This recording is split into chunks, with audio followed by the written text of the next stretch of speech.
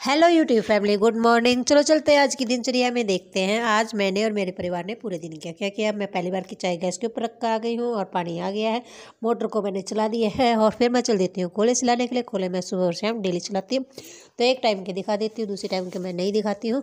और ये देखिए कोले सिलाने का प्रोसेस मतलब हरियाणा में होता है, यहाँ और स्टेट का मुझे नहीं पता होता है या नहीं होता है, लेकिन हमारे घर में होता है।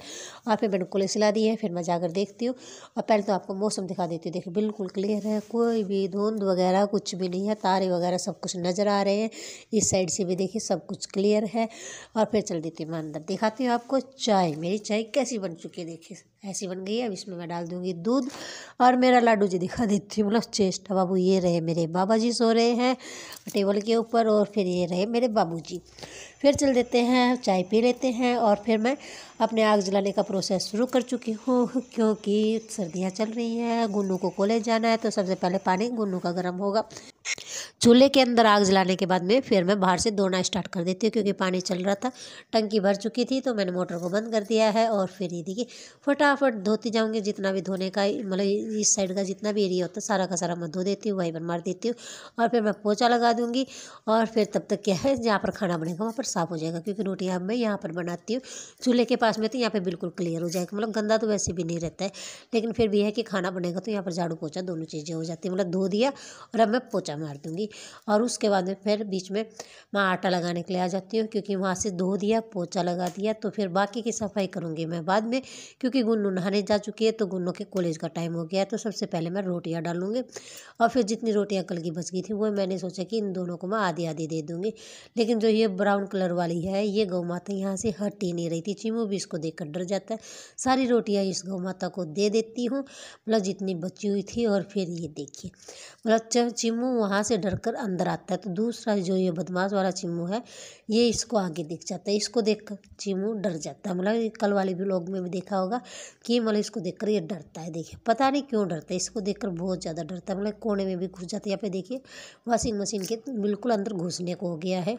उसके बाद में फिर आटा सेट हो जाता है, क्योंकि कम से कम 15 या 20 मिनट का गैप हो जाता है। फिर आटा सेट हो जाता है, मैं फटाफट डाल देती हूँ रोटियाँ।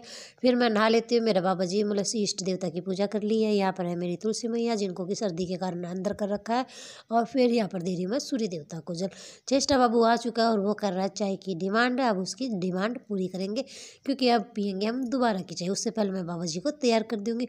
और ये देखिए सूर्य देवता के साथ मेरे को दिख गए थे प्यारे से नंदी जी। बाबा जी को नहला धुला कर पहली बार की खाना दे दिया है, साथ में रोटी दे दी है। चीमू आराम से धूप के मज़े ले रहा है, और चेष्टा बाबू आराम से खटोले के ऊपर खेल रहा है। उसके बाद में फिर मैंने झाड़ू लगाना स्टार्ट कर दिया, क्योंकि मैंने भी कहा था वो सफाई मैं करूँगी बाद में।